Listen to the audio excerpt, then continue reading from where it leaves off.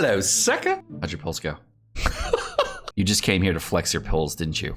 Of course I did. You know I spent hundreds of dollars on that banner, right? Yes, your tears for the shower summons were so delicious. I'm free to play, and I got everything I desired in very small amounts of pools. Ah, yes, Sekapoko. I was wondering what the best build is for Zhongli. I mean, it's probably still the same as the other one. I don't really think there's gonna be too much difference. But my quandary for the day, I've heard that the physical-based Zhongli is getting a buff in this most recent patch where he actually has more damage, and I would like to know if he's worth building. I don't know. Would you crown him for me? I'm too broke to do it. Sure. Blended!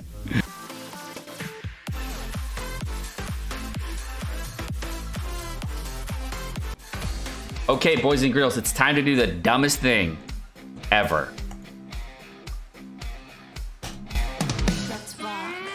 Crown Zhongli auto attacks. All right, Zhongli Showcase though. We crowned him, let's do it. All right, how hard does Zhongli hit with autos while crowned? Wow. Wow. Wow. Wow. That was pretty cool.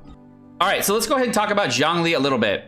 So when doing a lot of testing for Zhongli, we have figured out what the best builds are for him. And it's actually very different than every other Fizz character in the game.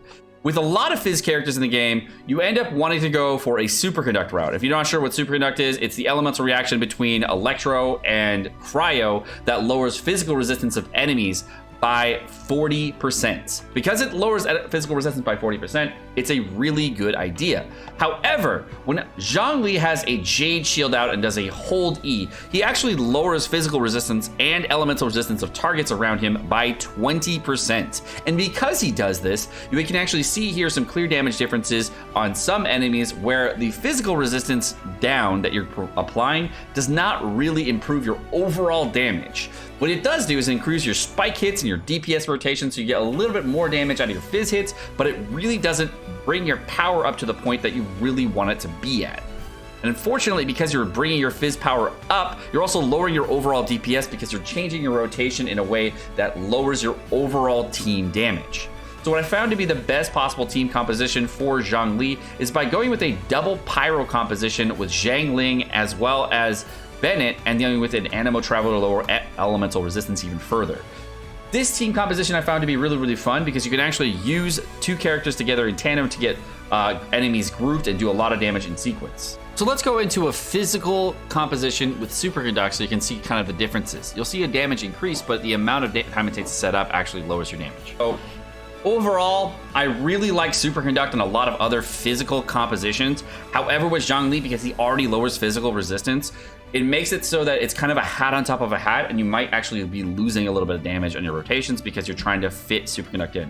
I find Superconduct to be really, really good with characters with Cryo or Electro characters as your main DPS for physical. The reason I typically like Cryo or Electro characters as a Superconduct comp goes is because that requires a little bit less switching when you're doing your T up for your damage. And that provides a little bit more DPS because now you have to switch a little bit less to T everything up.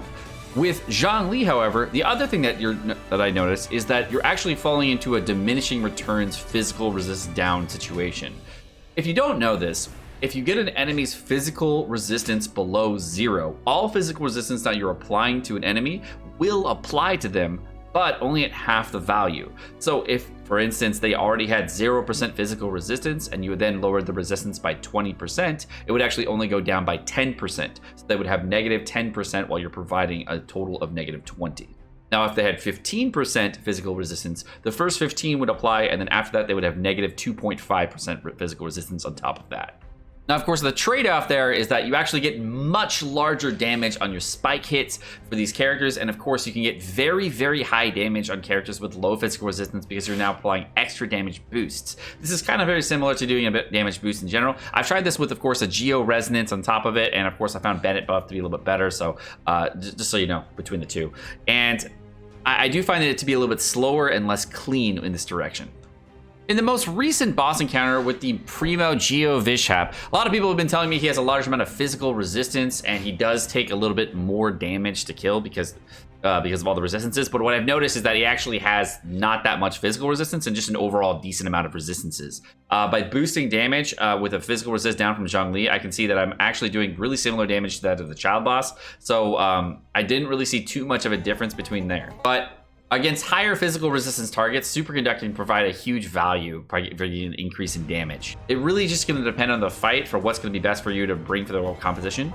But the one thing that I thought I can leave you with is that with a pyro composition with Animo, I definitely find it to be a little bit more flexible, because what I can do is actually switch to a more elemental-based route and actually switch over to my Animo Traveler and lower elemental resistances even further with the Zhongli, so I can actually switch off and have a different, like, well-rounded kit. So I'm able to do damage to characters with lower elemental resistance even further. So I can lower with the Viridescent set, and I can lower it on top of that with a Guobo Bear from Zhangling, and on top of that, I can lower it with the Zhongli effect. So there's a lot of different resistances that I can lower by using this strategy in this way, and I find that to be a better rotation. So I'll give you an example in the Viridescent domain on kind of how that rolls out.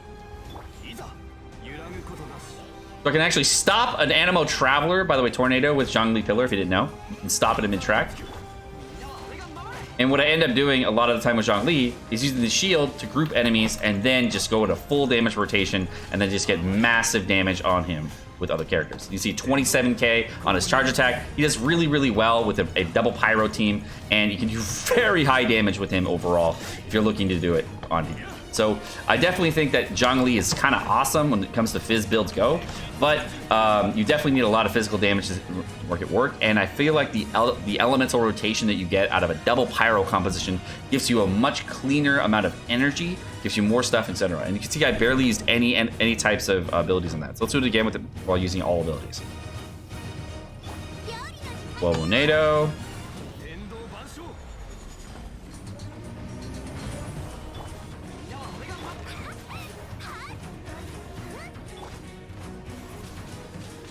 Now I can use elemental damage in, and when I want to go with the Fizz, comes out with a good rotation. And I feel like when using Fizz in this type of rotation, you get a little bit more damage in your overall kit, and it feels like it's a lot cleaner on the rotations too.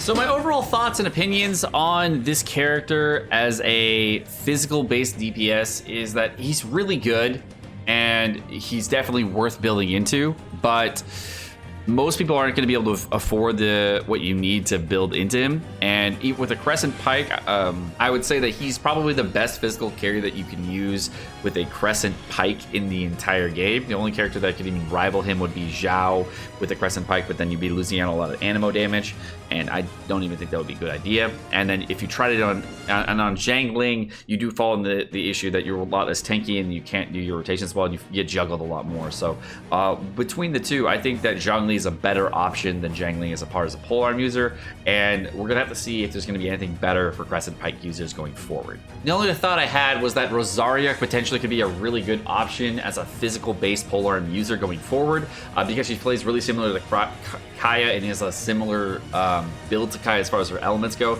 that I think that Zhongli will be a great supporting unit for a unit like Rosaria, and it might be the best to go for him as a supporting role versus a main DPS role like you see in this video. Alright guys, my name is Sekapoko. Thank you so much for watching. I hope you guys enjoyed this video. If you guys did enjoy the video, of course, like and subscribe, all the fun stuff, and just have a great rest of your day. Peace.